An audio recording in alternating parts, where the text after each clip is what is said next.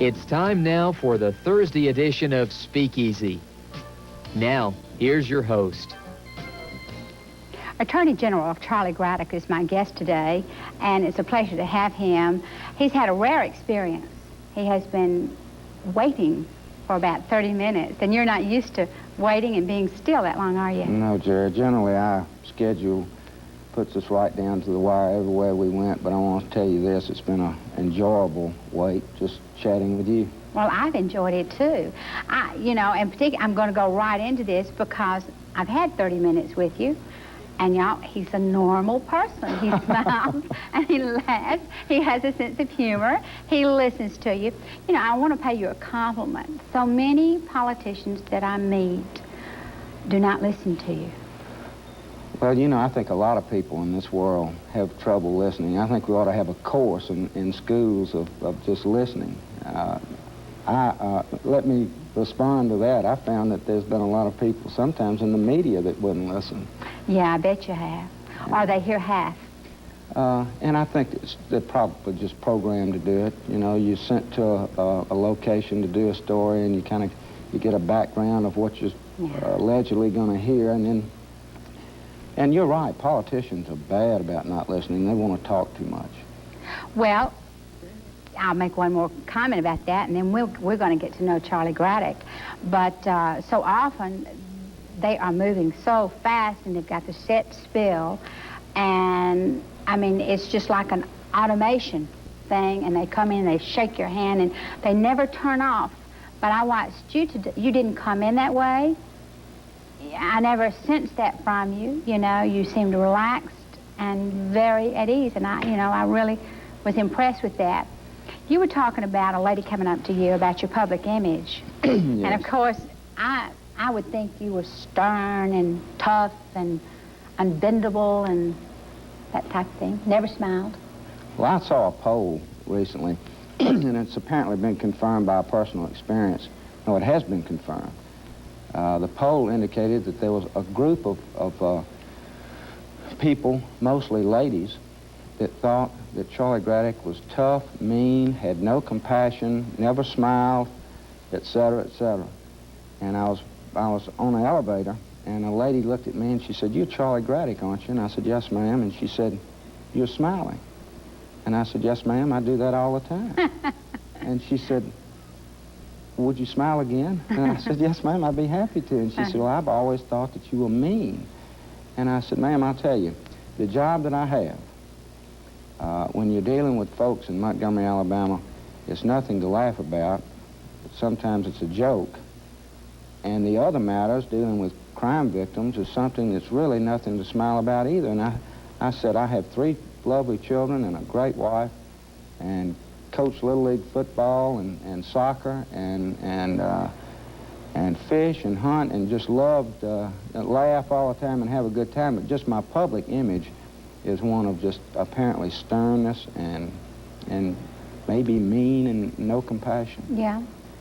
I always wondered how people like yourself fit all of this into your personality, because you watch your men go off to work that day, and like the occupation you're in is very serious. There is no fun things to a lawyer. I mean, the things that come to you are not fun, right? Well, there are some things that come that are fun and challenging. I guess the challenge makes it fun. Mm-hmm. And the uniqueness of problems that we face, that I face every day as Attorney General, makes the job fun. Mm-hmm. But, of course, there are a lot of things that come to you that make you very sad. And you try to solve problems. Okay. Well, then, I guess what I'm asking, like today, and your schedule, I mean, normally you're going from place to place to place to place to place. When you come in at night, how do you unwind? Do you prefer for your wife to stay clear for about 30 minutes? A lot of men do. You know, how do you unwind? Well, we had a book, and we read something about when you get home and you're all tight, the children shouldn't see you for 30 minutes, mm-hmm. and the wife should stay away for 30 minutes and just give you some quiet time. That doesn't happen around my house. When I get out of the car, those 3 children run and grab me, and I'm in the backyard throwing baseball or doing something, and it probably relaxes you. It does. I mean, I'm on the go so much that any time that I get to spend with my family and my children, I do. And that's the toughest thing about this job, I really think, is being away from your family. Yeah, you pay a price. We're going to take a break, and we'll be right back after this message. Graddick is our guest today. He's Attorney General, and by profession, he's a lawyer. And I wanted to ask you something just professional-wise. He's having some trouble with an allergy today, and that is very uncomfortable when you're on television. I've had it for several, I think everybody's had it since the winter. But anyway, you must have to know a varied range of law. I mean, I can't even imagine, because you're dealing, or is it confined to one area? Well, let me say that I am not an expert in every field, without a doubt. I do have a little knowledge about a lot of areas of the law. God gave me, I guess, the ability to attract good, smart, bright people to work with me. And I have people who specialize in a lot of areas in the Attorney General office. And I count on them, and when they do great things, I take advantage for what they do, you know, take credit for what they do. But the reason we are so effective is because of the people that I've had the ability to hire. I wanted to clear up something. It's not that you, I assume that you want to take credit for it. It's just comes with the job. They assume under the auspices of Attorney General that that's yours. That's right. When somebody does something in our office, when a lawyer or several lawyers, you know, when they go down and they do a good job in court, they automatically attribute it to Attorney General Charlie Graddick, and when, in fact, most of the credit should go to those lawyers, but... That's sort of like the quarterback on a football team. Yeah, I guess so. Well, it's nice of you to give them credit here.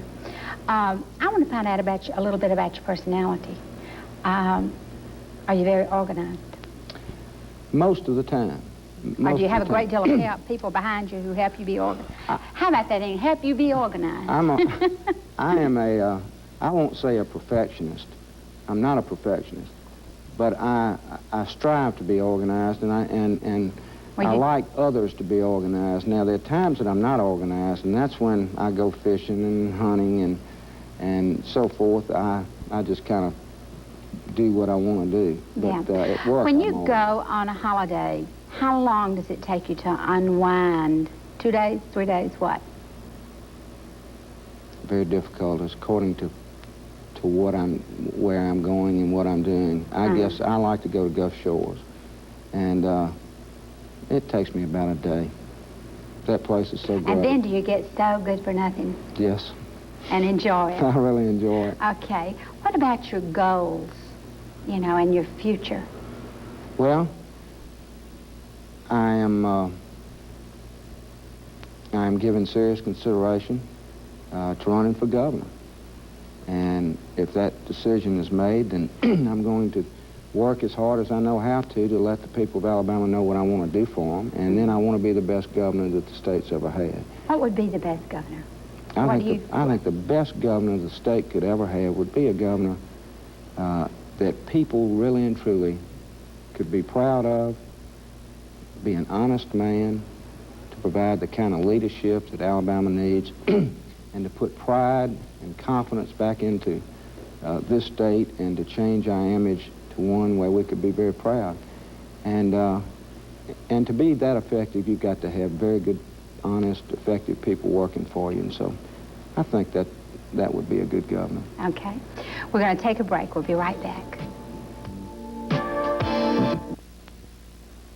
Attorney General Charles Graddick is our guest today. And Charlie, I wanted to ask you about someone that I can tell you admire a great deal. You like her. I mean, I can just tell. You know who I'm talking about. You're talking about my wife and my 3 children. Tell me about your wife. She is a great mother, a super wife, and a great individual. She does not like politics, however, that much. She's a good Christian lady, and I wish I had a lot of her qualities sometimes. I'm very fortunate to have met her and married her. We've been married for 20 years. How wonderful. And I got a little boy, 11 and a half, who is a great athlete. At least he thinks he is. Uh-huh. His daddy thinks so, too. He sure does. What's his name? His name is Charlie Jr. Uh-huh. I've got another little boy who is 9, Herndon. He is a gifted student. He must have got that from his mama. He likes bugs and snakes and flowers and that type thing. And I've got a little girl, 5 and a half, named Corinne, after my wife. And Is she your heart? She's my heart, and she thinks she's 38. Oh, I've enjoyed talking with you today, and I want to thank you so much. I appreciate you. It's been a real pleasure, and I'm glad that we had that extra 30 minutes together before the show. I feel most fortunate. Thank you. As always, on Speakeasy, we have a thought for the day, and I want to give you one, and I chose this one particularly for today. It is not the man of great native talent who wins, but he who pushes his talent, however small, to its utmost capacity.